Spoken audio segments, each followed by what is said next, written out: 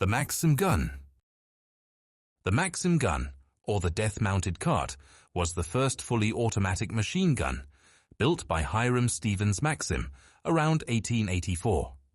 Named after its inverter, it could fire up to 500 pulse rounds per minute, belt-fed, water-cooled, and drastically shifted firepower in favor of the side that had it.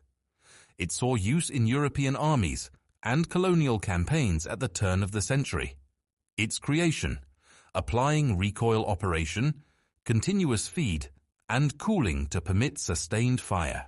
The affect entire waves of infantry or charges could be cut down in minutes. Large-scale casualties, rapid suppression of enemy troops and civilians alike, the defense which required days of planning and groups of soldiers was now just positioning gun towards the enemy. The strongest point became their dominance in defense. The introduction of machine guns led to ironclad defense, leading to the trench warfare. Moreover, the use of overlapping fire and multiple guns was used in no-man zones to make the territory of death. In the earlier years of introduction of these gun artillery support was the only solution, though later years saw better choices, such as tanks and air support, but for the time cover and concealment was the only option for many troops. In short, when it arrived, the nature of firefights changed as infantry charges became suicides and defensive firepower exploded. Only a few ever returned to tell the tales of such horrors. In the later years of World War II, Nazi Germany deployed the so-called V-weapons, the V-1 flying bomb and the V-2 rocket. Between them, they caused tens of thousands of civilian casualties in Britain and Europe, and left hundreds of thousands homeless. Germany poured millions in resources into long-range retaliation weapons. An estimated 20,000 slave laborers, primarily from concentration camps, died during the production of the V-1 and V-2 weapons due to brutal conditions, starvation, and executions. Many launch sites, mass production factories backed them. Usage: the V-1 was a primitive cruise missile or a buzz bomb, whereas the V-2 was an early ballistic rocket. They were used to terrorize civilian populations, random strikes, psychological warfare as much as physical destruction. Damage and harm was not only the explosive blast that burned and killed, but also the fear, the unpredictability, the mass displacement of people that left people fending for years. They shifted the concept of war from front lines to civilian back home.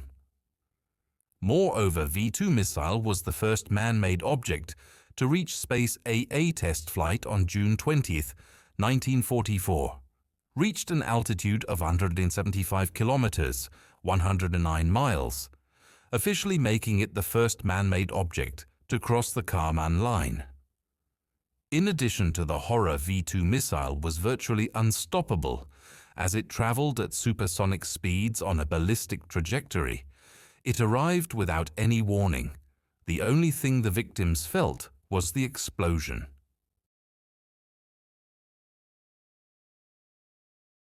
Here's a weapon with horror built in. The flame fougasse is an anti-personnel or anti-tank mine trap that uses an explosive charge to project burning liquid onto a target.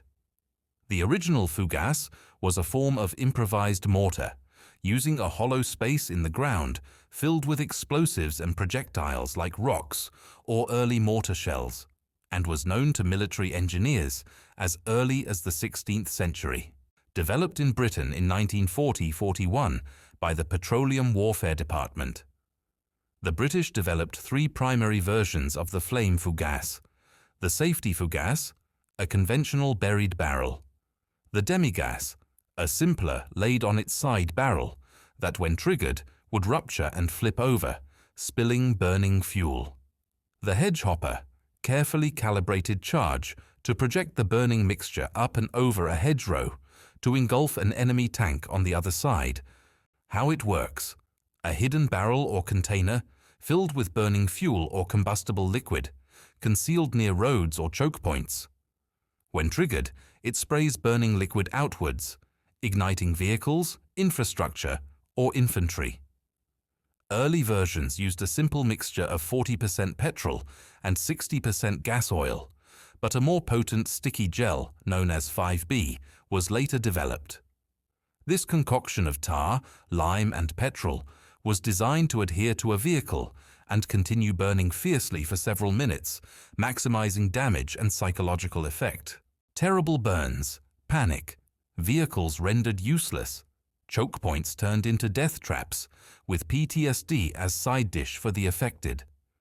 While never used in Britain itself in large scale, the design was used in Greece and later improvised in Korea and Vietnam.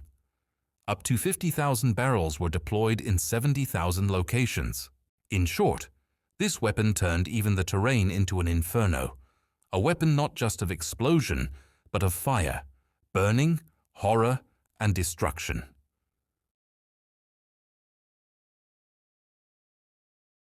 Mustard gas. It's a blistering agent, a vesicant, that the Germans first used in the field near Ypres on July 12, 1917. The Allies then adopted it later that year. Mustard gas was intended less to kill outright and more to maim, incapacitate, force long hospital stays, and terrorize front-line and rear area troops.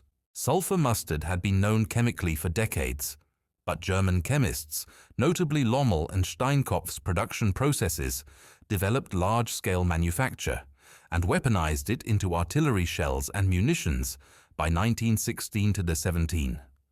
Once delivered by shells or gas projectors, it could contaminate trenches, dugouts, equipment, and the whole terrain for days, making a lingering chemical hazard. Ironically, it was tested as a potential anti-cancer agent, but its high toxicity limited its clinical success and led its way to the battlefield. Exposure could be by inhalation or skin contact, even when wearing leather or rubber clothing, easily seeping through even plastic masks. Symptoms are deceptively delayed: redness, severe blistering of skin and mucous membranes, painful eye injuries that could lead to blindness, and deep respiratory damage as affected choked on their own blood, leading to long-term disability or death. Blistering often appears hours after exposure. Victims could survive but be incapacitated for months. The most terrifying part: there is no known antidote for mustard gas exposure. Treatment focuses on supportive medical care and decontamination, and survivors faced chronic respiratory disease and elevated cancer risk decades later. That delayed lingering suffering and environmental contamination are why sulfur mustard remains one of the most notorious chemical weapons in history. The ultimate shift in destructive capability: the atomic bomb. On August 6, 1945, the United States dropped Little Boy on Hiroshima, and on August 9th, Fat Man on Nagasaki.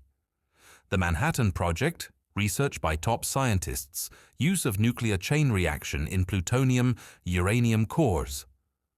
The Little Boy used highly enriched uranium-235, while the Fat Man used plutonium-239. Only Little Boy was untested. The simple gun-type design of Little Boy was considered so reliable that it was never tested before its use on Hiroshima. Moreover, Little Boy was an incredibly inefficient weapon. Less than 2% of its 64 kilo or 141 pounds of uranium fuel actually fissioned. Fat Man was about 10 times more efficient.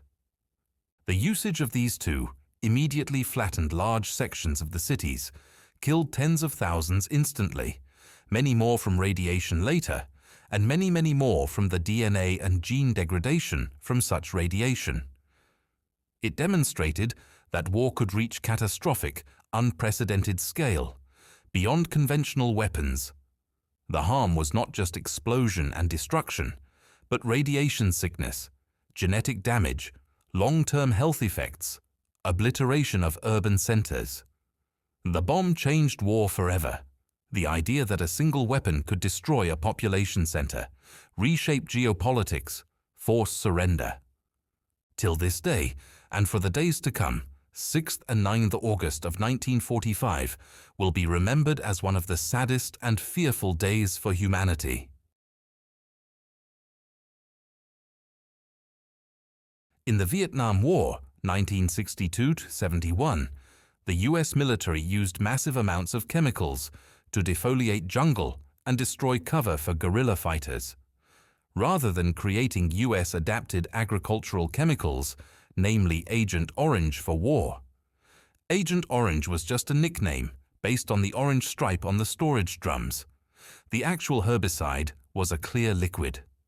It was part of a larger group of rainbow herbicides sprayed from aircraft, trucks, helicopters across jungles, farms, villages. Densely forested terrain were stripped of their natural luscious ecosystem. Hiding places were eliminated, but civilians and environment faced the worst. The immediate effect was the high number of casualties from losses on the battlefield due to deforestation, but the long-term effect was devastating for the generations to come: cancer, deformities and birth defects, as dioxin persists in the environment for decades. TCDD in herbicides is fat-soluble and has a half-life of around 3 years in the soil, meaning it can remain in hot spots and enter the food chain through contaminated fish and livestock even today, long after the spraying ceased. The sheer cruelty, environment used as warfare, non-combatants targeted indirectly, health effects lasting decades. What is even more shocking is the fact that military field tests were conducted in the United States and other locations before and during the Vietnam War, including in Puerto Rico, Texas, Florida, and near the Korean demilitarized zone, which could have met the same fate as the civilians in Vietnam.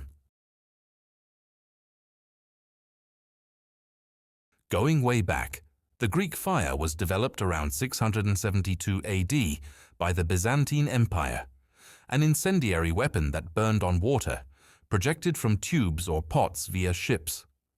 While debated, a Syrian architect named Kallinikos is often credited with inventing it around 672 AD after fleeing to the Byzantine Empire.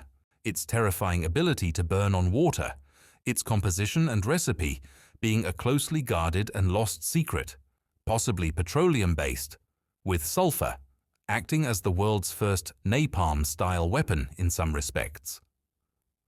Naval warfare involved enemy ships being attacked with burning liquid, impossible to extinguish easily, especially when on water, leaving only terror, destruction of entire fleets, ships ablaze, sailors burned. It illustrates how even ancient warfare had imagination for such extreme horrors. Napalm. The napalm incendiary bomb and fuel gel system was first used in combat in August 1943 and later heavily during the Pacific War. It was created as gelled gasoline, napalm, to stick to surfaces, burn intensely, burn deep. Napalm was developed by a team of chemists at Harvard University in a secret laboratory in 1942, led by Dr. Louis Fieser for the U.S. Chemical Warfare Service. It was usually dropped from aircraft, sprayed over bunkers, urban areas, jungles. The fuel sticks to skin, clothing, buildings, and remains burning for a long time. The affect rash 4th or 5th degree burns that penetrate deep into the muscle and bone, asphyxiation as it burns all the oxygen and produces a lot carbon monoxide. Civilians and combatants alike suffering a charred flesh. Buildings reduced to smoldering ash, terrorized populations. Its use raised serious moral issues. Weapons that did not just kill, but tortured via fire, as napalm is water-resistant and requires methods to treat burns. It remains one of the most horrifying weapons in modern warfare, arguably even more so than nuclear weapons in terms of cruelty and violence. Example of such is the night of 9th March, 1945, when napalm-filled M69 bombs killed more than 100,000 people in a single night, a higher death toll than the initial impact of the atomic bombings of Hiroshima or Nagasaki.